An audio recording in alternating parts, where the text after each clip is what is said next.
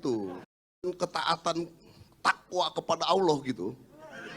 Nggak usah ada yang takut gitu loh Mas Abrang. Enggak, itu clear itu, di Konghucu doktrinnya itu. Firm itu. Iya, sangat universal. Saya selalu pinjam istilah di Islam, cuman memang pendekatan di Konghucu, Anda nggak akan pernah bisa hablumin Allah tanpa hablumin Anas dulu. Pendekatannya itu kalau di Konghucu. Anda selesai di manusia dulu, baru you automatically udah jangan takut, Tuhan nggak mungkin keluar. Hukumnya itu udah pasti itu.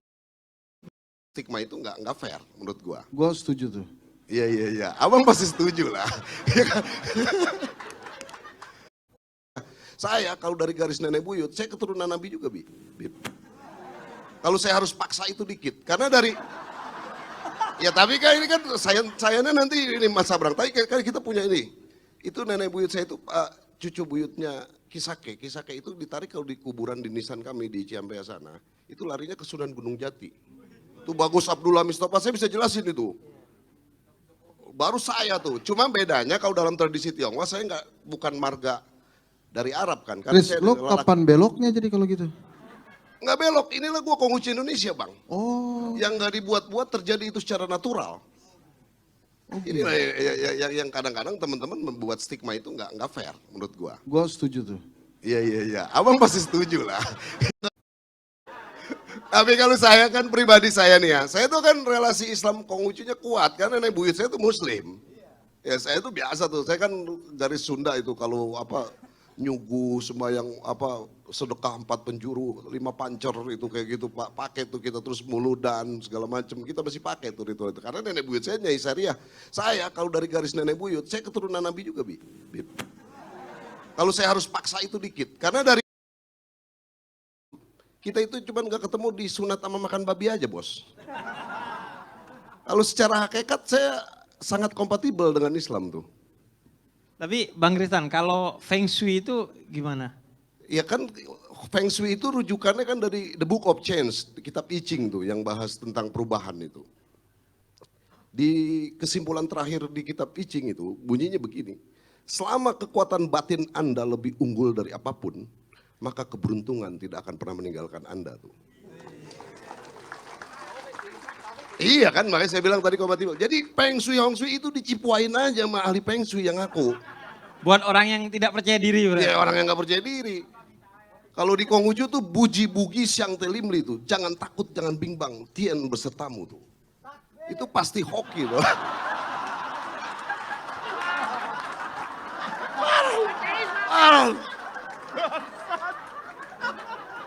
Parah. Pantai tuh, jadi ya kan? Ya jadi Buddhisme ini kan. Serius. Nanti Bantai tinggal bantah aja. Serius. Di China tuh nggak, di dalam tradisi Konghucu nggak ada patung. Cuma ada tulisan aja papan arwah itu Sinci nama, udah selesai. Gitu. Oh, Buddhisme kan banyak berkembang itu. Nah itu cuma dalam perkembangannya begitu jadinya.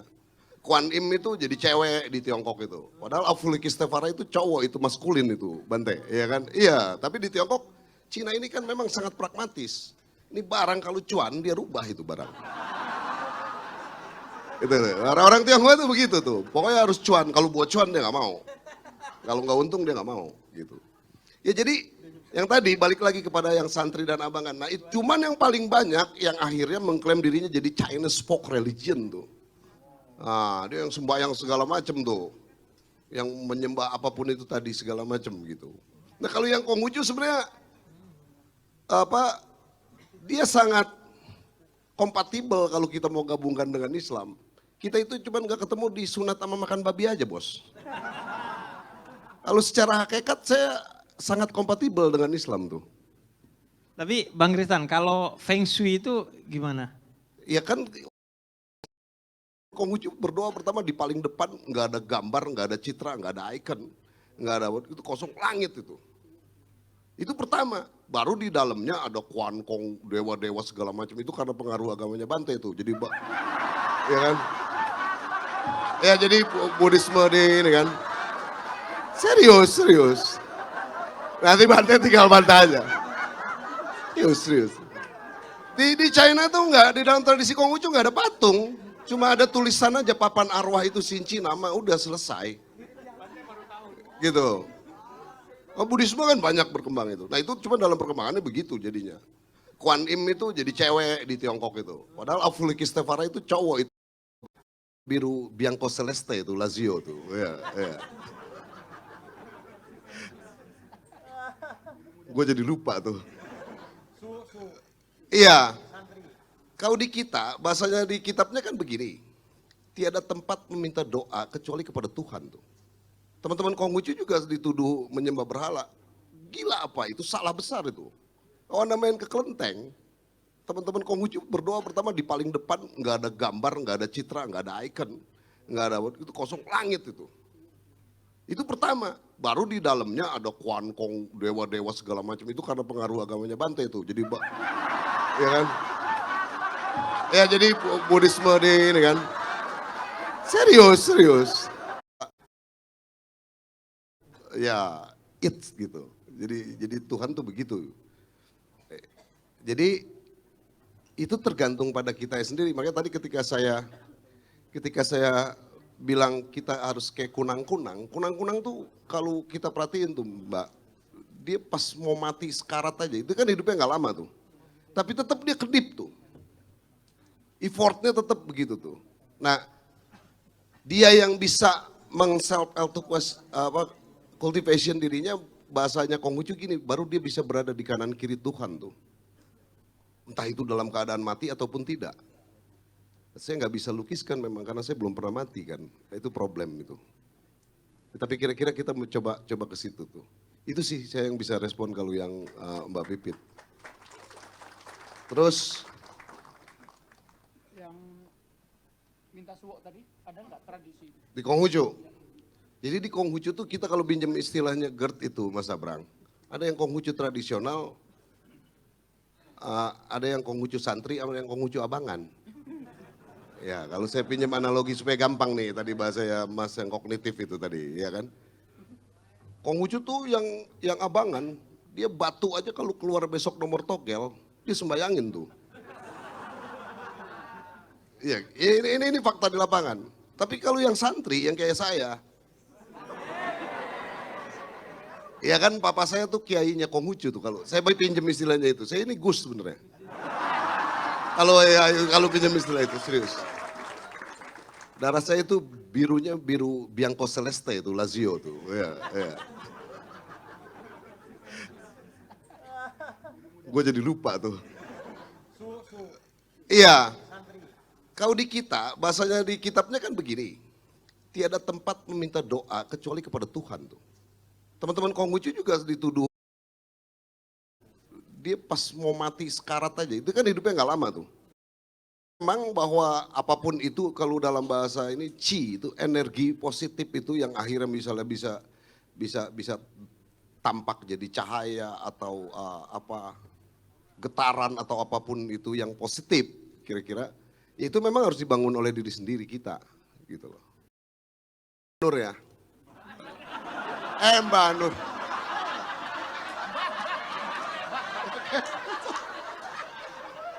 Enggak, tapi aku maksudnya yang Mbak yang ibu rumah tangga tadi. Pipit. Mbak Pipit, sorry Mbak Pipit.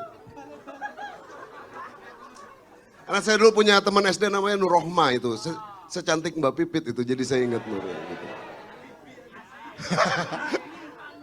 Ya soal apa kuantum segala macam saya cuma bisa meresponnya.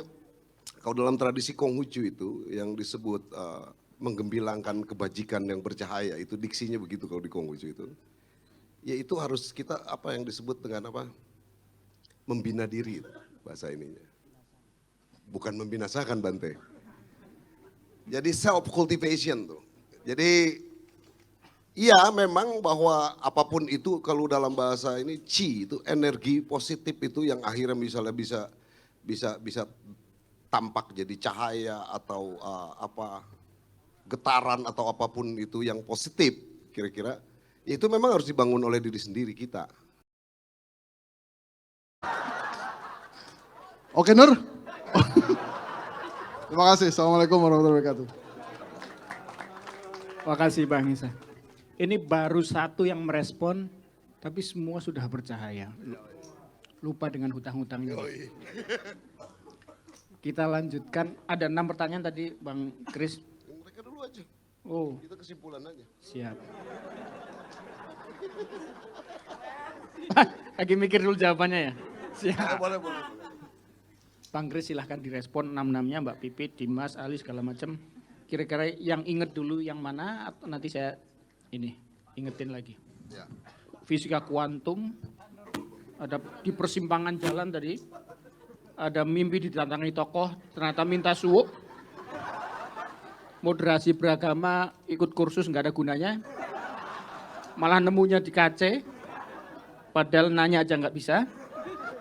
Terus terakhir itu ada khalifah yang mau direspon dijawab. Gitu Bang. Respon dijawab apa ini Bang Kris? Ya, kita Silakan. respon aja. Chris, kalau nyerah boleh. Boleh. Enggak, jadi kata suncu Bang. Kalau kita lemah tuh harus tampil kuat. Gitu Bang. Oke. Ya pertama Mbak Nur ya. Mbak Nur.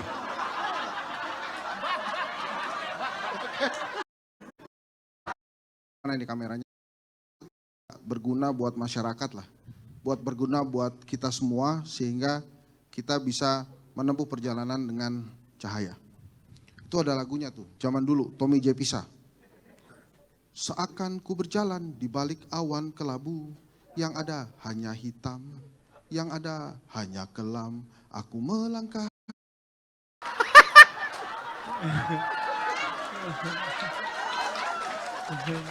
Mau ikrar, terus pertanyaan mau diajak atau enggak gitu. Enggak. Mari kita awali dengan kata tanya. Kata tanyanya bagaimana, apa, siapa, atau apa. Ayo. Yuk kita sepakati dulu. Kata tanyanya apa? Gini mau jadi negara maju. Ayo. Apa? Bagaimana kalau kita sepakat? Sepakat? Loh. Sampean iki goblok. Itu pernyataan yang tadi cuman dia kasih kata tanya di depannya. Goblok area-area. Ramai belakangan ini perdebatan bagaimana seorang santri, nah saya kebetulan santri gitu ya. Seorang santri memperlakukan gurunya dengan penuh takzim. Nah, di salah satu postingan itu ya. Nah, di situ saya langsung menyoroti kolom komentar gitu. Ada yang menganggap berlebihan, bahkan gitu ya. Sampai dicap sebagai feudal gitu. Feudalisme gitu, teman-teman. Nah, lucunya kita hidup di zaman yang tapi kadang kita lupa kan adab. Mungkin nanti bisa elaborasi dengan Diri. Nama saya Muhammad Umar Ibnu Malik, dipanggil Malik. Saya datang dari Purwokerto, teman-teman. Lah ngapak maning, Kek? Kebetulan pernah mengundang Mas Abrang juga, menghadirkan Mas Abrang di sana bareng Mas Abrang. Dan ini terhormat sekali bisa bareng Habib Jafar juga dan narasumber yang ada di Saintis, background saya juga bukan saintis. Tapi semakin saya mengulik, saya semakin ketemu gitu ya, bahwa tidak ada dikotomi, tidak ada dualisme, tidak ada polarisasi antara spiritualitas dan sains gitu ya. Jadi ini akan ketemu pada akhirnya, dan semakin kita melihat itu semua, semakin kelihatan bagaimana cahaya di alam itu bekerja dan cahaya ya, karena buat saya ini menakjubkan sekali. Jadi kalau dari POV atau perspektif itu cahaya berupa diskret atau foton gitu yang digaungkan, dinamai foton gitu di zaman Einstein itu, berarti kan sesuatu yang bisa kita bikin sedikit demi sedikit.